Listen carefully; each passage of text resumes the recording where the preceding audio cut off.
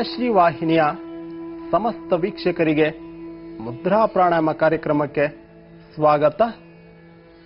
ಸಾಕಷ್ಟು ಜನರ ಕೋರಿಕೆಯ ಮೇರೆಗೆ ಈ ದಿನ ಕಾನ್ಸ್ಟಿಪೇಷನ್ ಅಥವಾ ಮಲಬದ್ಧತೆ ಅಥವಾ ಮಲ ವಿಸರ್ಜನೆಗೆ ಸಂಬಂಧಪಟ್ಟಂತಹ ತೊಂದರೆಗಳಿಗೆ ಸಂಬಂಧಪಟ್ಟಂತೆ ಏನನ್ನ ಅಭ್ಯಾಸ ಮಾಡಬೇಕು ಅನ್ನೋದನ್ನ ತಿಳಿಸ್ಕೊಡ್ತಾ ಇದ್ದೇವೆ.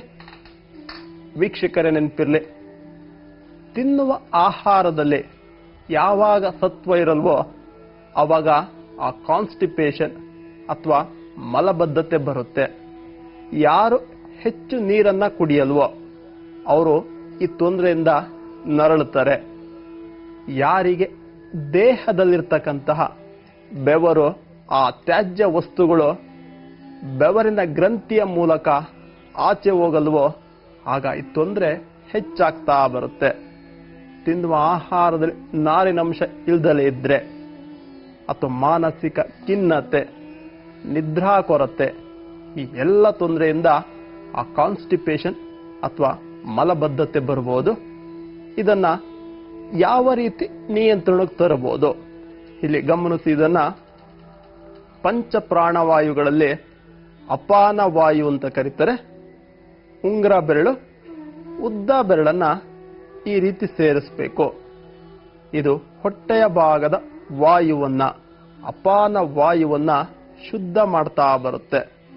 ಈ ವಾಯುವಿನಲ್ಲಿ ಯಾವಾಗ ವ್ಯತ್ಯಾಸ ಆಗುತ್ತೋ ಆಗ ಉದರಕ್ಕೆ ಸಂಬಂಧಪಟ್ಟಂತಹ ತೊಂದರೆ ಅಥವಾ ಮಲಮೂತ್ರ ವಿಸರ್ಜನೆಗೆ ಸಂಬಂಧಪಟ್ಟಂತಹ ತೊಂದರೆಗಳು ಬರಬಹುದು.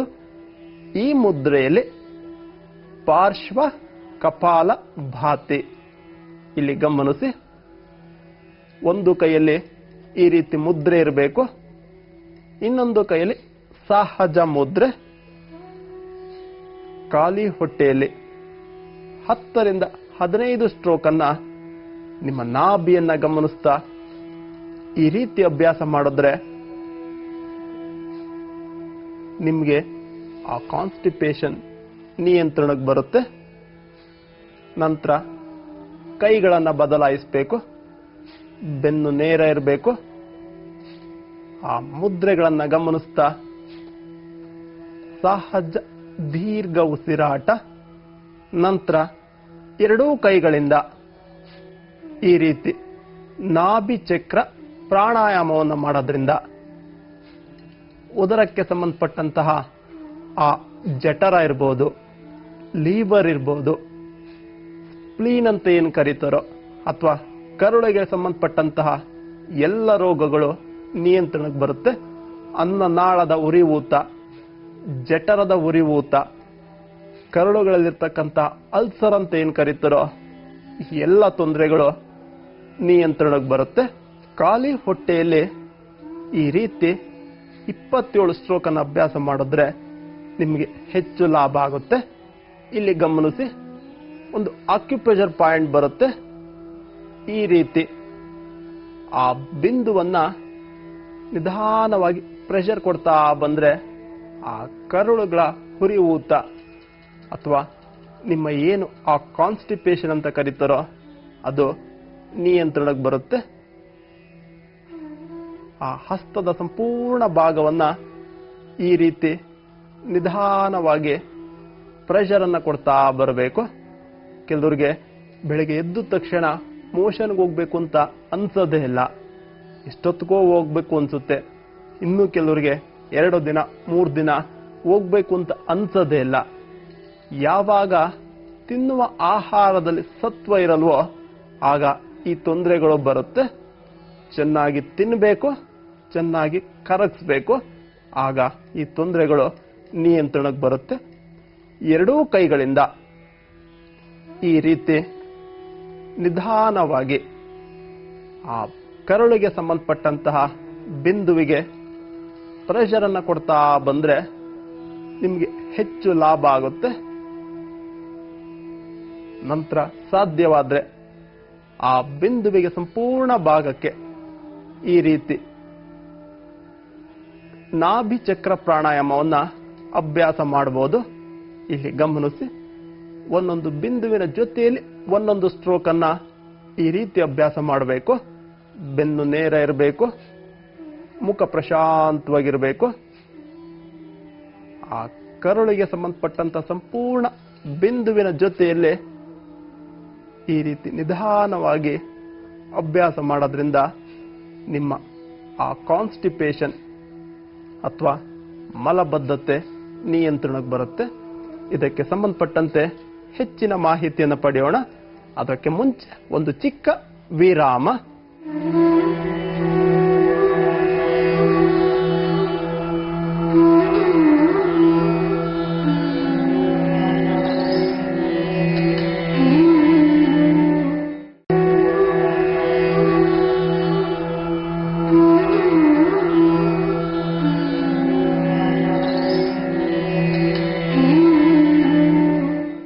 ವಿರಾಮದ ನಂತರ ಮುದ್ರಾ ಪ್ರಾಣಾಯಾಮ ಕಾರ್ಯಕ್ರಮಕ್ಕೆ ಮತ್ತೊಮ್ಮೆ ಸ್ವಾಗತ.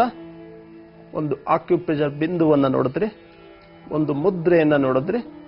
ಇಲ್ಲಿ ಗಮನಿಸಿ, ಇದನ್ನ ಗೋಮುಖಾಸನ ಅಂತ ಕರೀತಾರೆ. ಯಾರಿಗೆ ಹೊಟ್ಟೆ ಕಟ್ಟಿರುತ್ತೋ, ಹೊಟ್ಟೆಯಲ್ಲಿ ಗುಡುಗುಡು ಶಬ್ದ ಬರ್ತಾ ಇರುತ್ತೆ, ನಿಂತಿರ್ತಾರೆ, ಎಲ್ಲೋ ಒಂದು ಕಡೆಯಿಂದ ಶಬ್ದ ಬರ್ತಾ ಇರುತ್ತೆ, ಗ್ಯಾಸು ಹೆಚ್ಚು ಆಚೆ ಹೋಗ್ತಾ ಇರುತ್ತೆ, ಅಥವಾ ಮಾನಸಿಕವಾಗಿ ಹೊಟ್ಟೆ ತೊಂದರೆಯನ್ನ ಕೊಡ್ತಾ ಇರುತ್ತೆ, ಇದ್ದಕ್ಕಿದ್ದಾಗೆ ಮೋಷನ್ಗೆ ಹೋಗ್ಬೇಕು ಅನ್ಸುತ್ತೆ.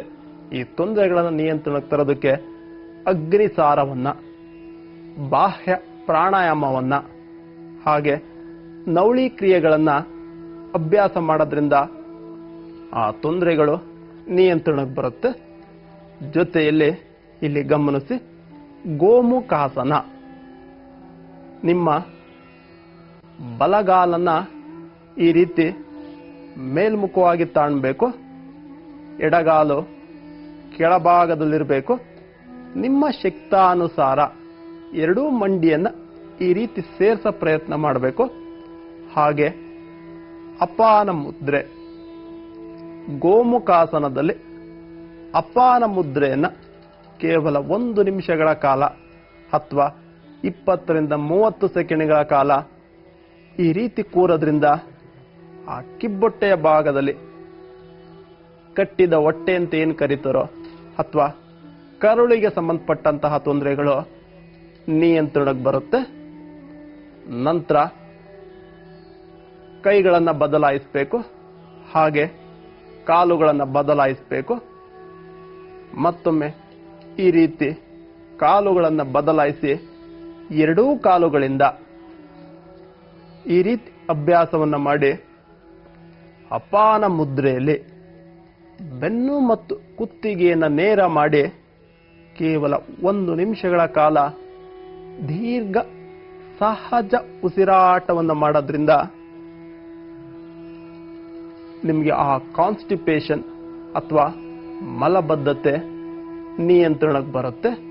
ಇದರ ಜೊತೆಯಲ್ಲಿ ಬೆಳಗ್ಗೆ ತಿಂಡಿಯ ಜೊತೆಯಲ್ಲಿ 2 ಪೀಸ್ ಸೌತೆಕಾಯಿ, 2 ಪೀಸ್ ಮೂಲಂಗಿ, ಸಾಧ್ಯವಾದರೆ ಈರುಳ್ಳಿಯನ್ನ, ಈ ರೀತಿ ಹಸಿ ತರಕಾರಿಗಳನ್ನ ಅಥವಾ ಮೊಳಕೆ ಕಾಳುಗಳನ್ನ ಬೆಳಗ್ಗೆ ಮಧ್ಯಾಹ್ನ ಸಾಯಂಕಾಲ ಪ್ರತಿ ಊಟ ತಿಂಡಿಯ ಜೊತೆಯಲ್ಲಿ 2 ಪೀಸ್ ಹಸಿ ತರಕಾರಿಗಳನ್ನು ಉಪಯೋಗಿಸೋದ್ರಿಂದ ಆ ನಿಮ್ಮ ಮಲಮೂತ್ರ ವಿಸರ್ಜನೆ ಅಥವಾ ಕಾನ್ಸ್ಟಿಪೇಷನ್ ನಿಯಂತ್ರಣಕ್ಕೆ ಬರುತ್ತೆ.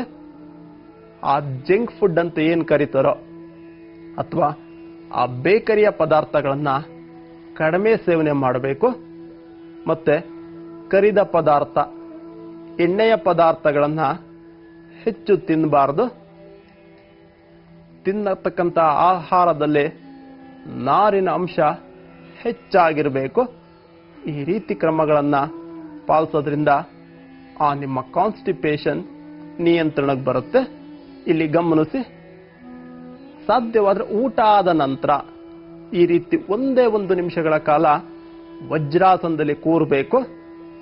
ನಿಮಗೆ ವಜ್ರಾಸನದಲ್ಲಿ ಕೂರೋದಕ್ಕಾಗಲ್ಲ ಅಂದ್ರೆ ಸ್ವಸ್ತಿಕಾಸನ ಅಥವಾ ಸುಖಾಸನದಲ್ಲಿ ಈ ರೀತಿ ಕೂತು 1 ನಿಮಿಷ ದೀರ್ಘ ಸಹಜ ಉಸಿರಾಟವನ್ನು ಮಾಡಬೇಕು. ಅಪಾನ ಮುದ್ರೆಯಲ್ಲಿ ದೀರ್ಘ ಉಸಿರಾಟವನ್ನು ಮಾಡೋದ್ರಿಂದ ಆ ನಿಮ್ಮ ಕಾನ್ಸ್ಟಿಪೇಷನ್ ನಿಯಂತ್ರಣಕ್ಕೆ ಬರುತ್ತೆ. ಸಾಧ್ಯವಾದರೆ ಖಾಲಿ ಹೊಟ್ಟೆಯಲ್ಲಿ ಬೆಳಗ್ಗೆ ಈ ರೀತಿ ಅಪಾನ ಮುದ್ರೆಯ ಜೊತೆಯಲ್ಲಿ ಅನುಲೋಮ ವಿಲೋಮ.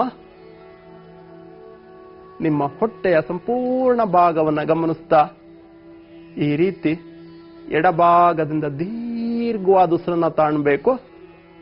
ಬಲಭಾಗದಿಂದ ನಿಧಾನವಾಗಿ ಹೊರಕಾಕ್ಬೇಕು. ಹಾಗೆ ಬಲಭಾಗದಿಂದ ದೀರ್ಘವಾದ ಉಸಿರನ್ನ ತಾಣಬೇಕು. ಎಡಭಾಗದಿಂದ ಹೊರಕಾಕ್ಬೇಕು.